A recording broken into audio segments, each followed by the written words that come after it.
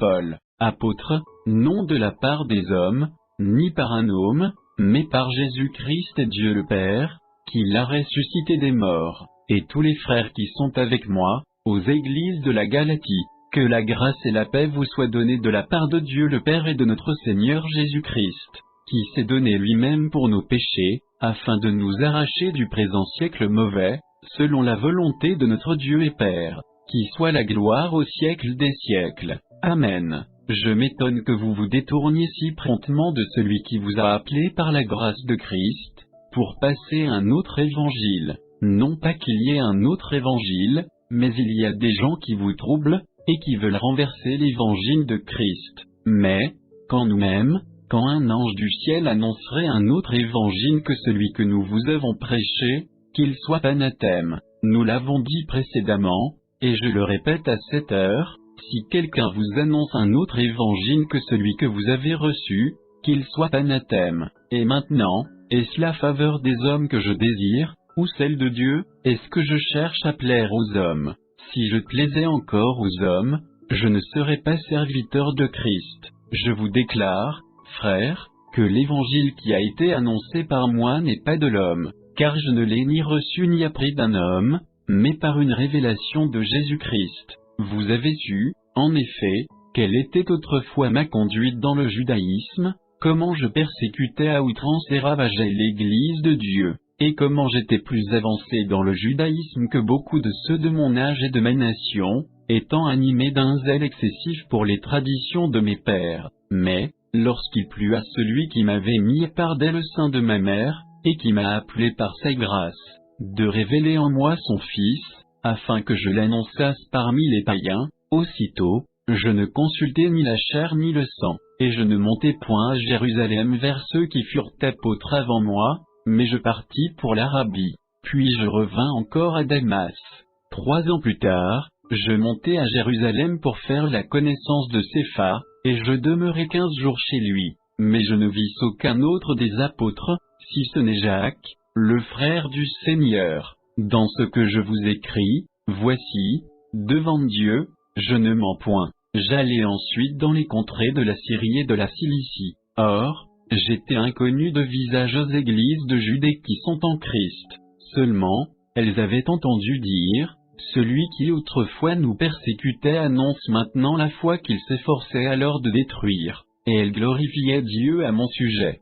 14 ans après, je montai de nouveau à Jérusalem avec Barnabas, ayant aussi pris Tite avec moi, et ce fut d'après une révélation que j'y montai. Je leur exposai l'évangile que je prêche parmi les païens, je l'exposai en particulier à ceux qui sont les plus considérés, afin de ne pas courir ou avoir couru en vain. Mais Tite, qui était avec moi, et qui était grec, ne fut pas même contraint de se faire circoncire, et cela, à cause des faux frères qui s'étaient furtivement introduits et glissés parmi nous, pour épier la liberté que nous avons en Jésus-Christ, avec l'intention de nous asservir. Nous ne leur cédâmes pas un instant et nous résistâmes à leurs exigences, afin que la vérité de l'Évangile fût maintenue parmi vous.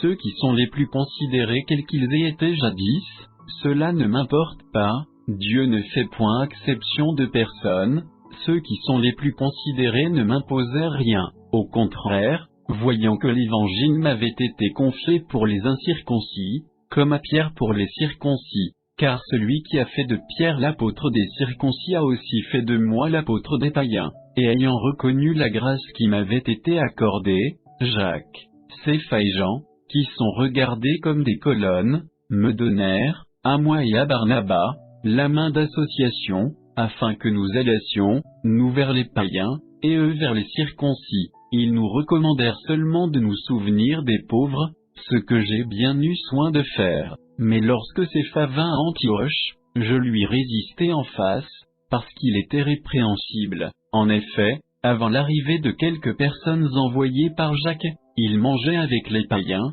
et, quand elles furent venues, il s'esquiva et se tint à l'écart, par crainte des circoncis. Avec lui les autres juifs usèrent aussi de dissimulation, en sorte que Barnabas même fut entraîné par leur hypocrisie. Voyant qu'il ne marchait pas droit selon la vérité de l'Évangile, je dis à Cépha, en présence de tous, Si toi qui es juif, tu vis à la manière des païens et non à la manière des juifs, pourquoi forces-tu les païens à judaïser? Nous sommes juifs de naissance, et non pécheurs d'entre les païens. Néanmoins, sachant que ce n'est pas par les œuvres de la loi que l'homme est justifié, mais par la foi en Jésus-Christ, nous aussi nous avons cru en Jésus-Christ, afin d'être justifiés par la foi en Christ et non par les œuvres de la loi, parce que nulle chair ne sera justifiée par les œuvres de la loi. Mais, tandis que nous cherchons à être justifiés par Christ, si nous étions aussi nous-mêmes trouvés pécheurs, Christ serait-il un ministre du péché? Loin de là. Car, si je rebâtis les choses que j'ai détruites, je me constitue moi-même un transgresseur, car c'est par la loi que je suis mort à la loi, afin de vivre pour Dieu. J'ai été crucifié avec Christ, et si je vis, ce n'est plus moi qui vis, c'est Christ qui vit en moi. Si je vis maintenant dans la chair, je vis dans la foi au Fils de Dieu, qui m'a aimé et qui s'est livré lui-même pour moi. Je ne rejette pas la grâce de Dieu, car si la justice s'obtient par la loi, Christ est donc mort en vain. Aux Galates, dépourvu de sens qui vous a fasciné, vous, aux yeux de qui Jésus-Christ a été peint comme crucifié, voici seulement ce que je veux apprendre de vous, est-ce par les œuvres de la loi que vous avez reçu l'Esprit, ou par la prédication de la foi? Êtes-vous tellement dépourvu de sens? Après avoir commencé par l'Esprit, voulez-vous maintenant finir par la chair? Avez-vous tant souffert en vain? Si toutefois c'est en vain, celui qui vous accorde l'Esprit, et qui opère des miracles parmi vous, le fait-il donc par les œuvres de la loi, ou par la prédication de la foi, comme Abraham crut à Dieu, et que cela lui fut imputé à justice? Reconnaissez donc que ce sont ceux qui ont la foi qui sont fils d'Abraham. Aussi l'Écriture, prévoyant que Dieu justifierait les païens par la foi, a d'avance annoncé cette bonne nouvelle à Abraham: toutes les nations seront bénies en toi, de sorte que ceux qui croient sont bénis avec Abraham le croyant. Car tous ceux qui s'attachent aux œuvres de la loi sont sous la malédiction, car il est écrit: maudit est quiconque n'observe pas tout ce qui est écrit dans le livre de la loi, et ne le met pas en pratique, et que nul ne soit justifié devant Dieu par la loi.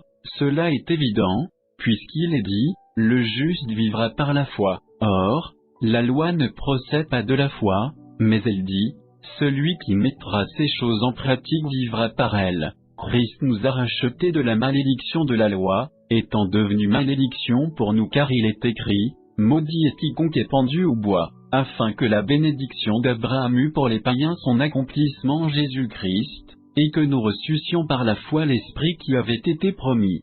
Frères, je parle à la manière des hommes, une disposition en bonne forme, bien que faite par un homme, n'est annulée par personne, et personne n'y ajoute. Or les promesses ont été faites à Abraham et à sa postérité. Il n'est pas dit: et aux postérités, comme s'il s'agissait de plusieurs, mais en tant qu'il s'agit d'une seule, et à ta postérité, c'est-à-dire, à Christ. Voici ce que j'entends: une disposition, que Dieu a confirmée antérieurement, ne peut pas être annulée, et ainsi la promesse rendue vaine, par la loi survenue 430 ans plus tard. Car si l'héritage venait de la loi, il ne viendrait plus de la promesse.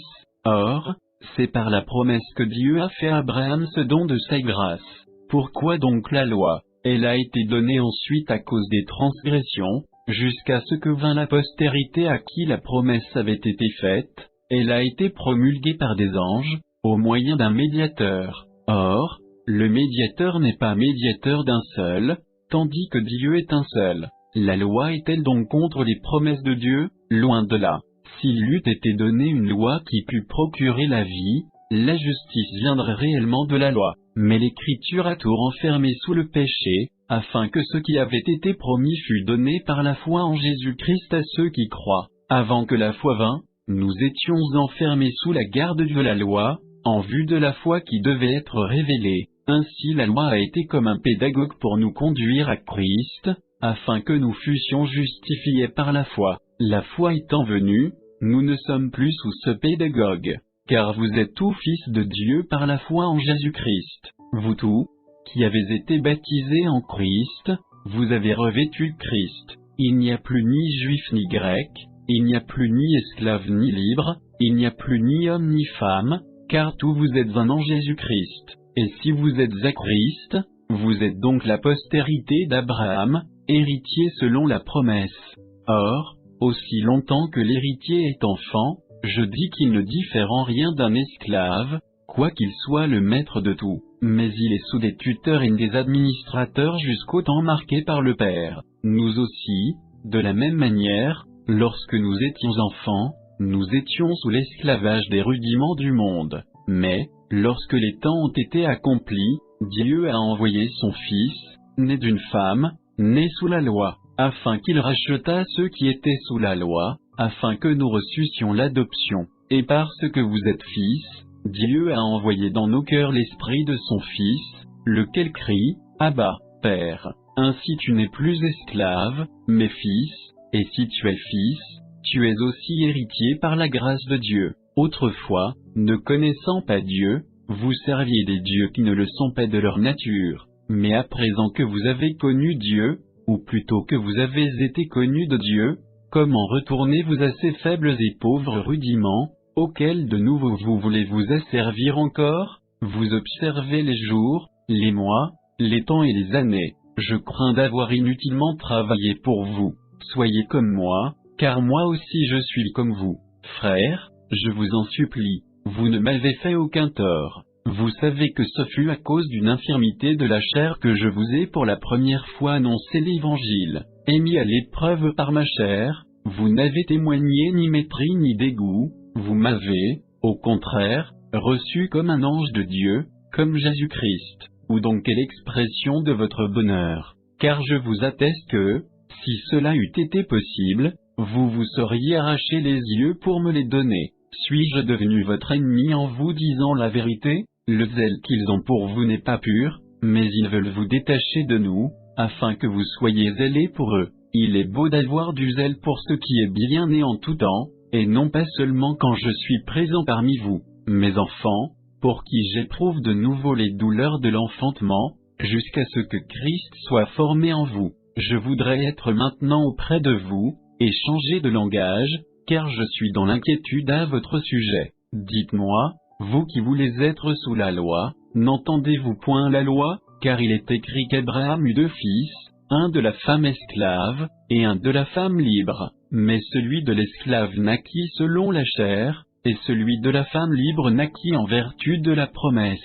Ces choses sont allégoriques, car ces femmes sont deux alliances. L'une du mont Sinaï, enfantant pour la servitude, c'est Agar, car Agar, c'est le mont Sinaï en Arabie, et elle correspond à la Jérusalem actuelle, qui est dans la servitude avec ses enfants. Mais la Jérusalem d'en haut est libre, c'est notre mère, car il est écrit, « Réjouis-toi, stérile, toi qui n'enfantes point, éclate et pousse des cris, toi qui n'as pas éprouvé les douleurs de l'enfantement, car les enfants de la délaissée seront plus nombreux que les enfants de celle qui était mariée. Pour vous, frères, comme Isaac, vous êtes enfants de la promesse. Et de même qu'alors celui qui était né selon la chair persécutait celui qui était né selon l'esprit, ainsi en est-il encore maintenant. Mais que dit l'Écriture? Chasse l'esclave et son fils, car le fils de l'esclave n'héritera pas avec le fils de la femme libre. C'est pourquoi, frères, nous ne sommes pas enfants de l'esclave, mais de la femme libre. C'est pour la liberté que Christ nous a affranchis. Demeurez donc fermes, et ne vous laissez pas mettre de nouveau sous le joug de la servitude. Voici, moi Paul, je vous dis que, si vous vous faites circoncire, Christ ne vous servira de rien. Et je proteste encore une fois à tout homme qui se fait circoncire, qu'il est tenu de pratiquer la loi tout entière. Vous êtes séparés de Christ, vous tous qui cherchez la justification dans la loi, vous êtes déchus de la grâce. Pour nous, c'est de la foi que nous attendons, par l'Esprit, l'espérance de la justice. Car, en Jésus-Christ, ni la circoncision ni l'incirconcision n'a de valeur, mais la foi qui est agissante par la charité. Vous courriez bien, qui vous a arrêté, pour vous empêcher d'obéir à la vérité? Cette influence ne vient pas de celui qui vous appelle. Un peu de levain fait lever toute la pâte. J'ai cette confiance en vous, dans le Seigneur, que vous ne penserez pas autrement. mais celui qui vous trouble, quel qu'il soit, en portera la peine.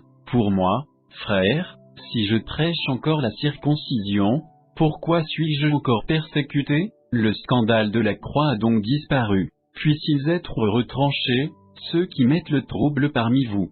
Frères, vous avez été appelés à la liberté, seulement ne faites pas de cette liberté un prétexte de vivre selon la chair, mais rendez-vous, par la charité, serviteurs les uns des autres. Car toute la loi est accomplie dans une seule parole, dans celle-ci, tu aimeras ton prochain comme toi-même. Mais si vous vous mordez et vous dévorez les uns les autres, prenez garde que vous ne soyez détruits les uns par les autres.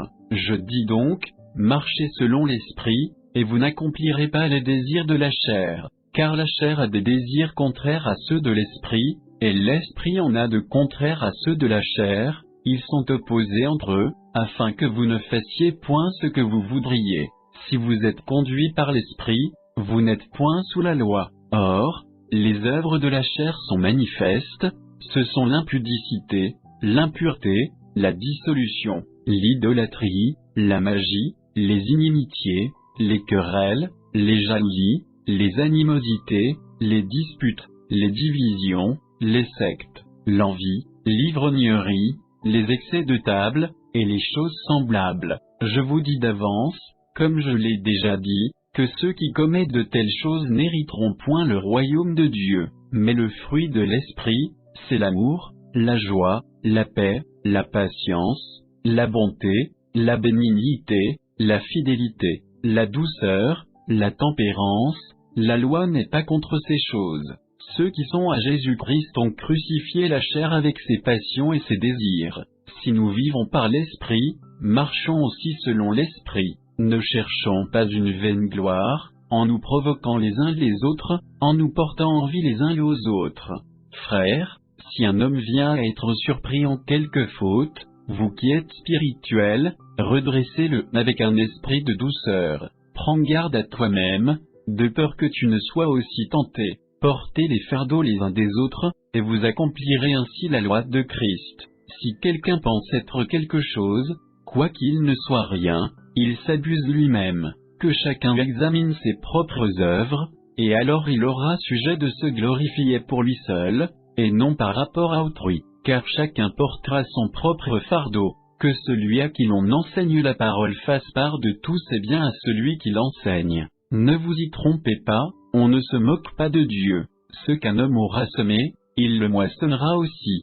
Celui qui sème pour sa chair moissonnera de la chair la corruption, mais celui qui sème pour l'esprit moissonnera de l'esprit la vie éternelle. Ne nous lassons pas de faire le bien, car nous moissonnerons au temps convenable, si nous ne nous relâchons pas. Ainsi donc, pendant que nous en avons l'occasion, pratiquons le bien envers tout, et surtout envers les frères dans la foi. Voyez avec quelle grande lettre je vous ai écrit de ma propre main. Tous ceux qui veulent se rendre agréables selon la chair vous contraignent à vous faire circoncire, uniquement afin de n'être pas persécutés pour la croix de Christ. Car les circoncis eux-mêmes n'observent point la loi, mais ils veulent que vous soyez circoncis, pour se glorifier dans votre chair. Pour ce qui me concerne, loin de moi la pensée de me glorifier d'autre chose que de la croix de notre Seigneur Jésus-Christ, par qui le monde est crucifié pour moi, comme je le suis pour le monde. Car ce n'est rien que d'être circoncis ou incirconcis, ce qui est quelque chose, c'est d'être une nouvelle créature. Paix et miséricorde sur tous ceux qui suivront cette règle, et sur l'Israël de Dieu. Que personne désormais ne me fasse de la peine, car je porte sur mon corps les marques de Jésus. Frères, que la grâce de notre Seigneur Jésus-Christ soit avec votre esprit. Amen.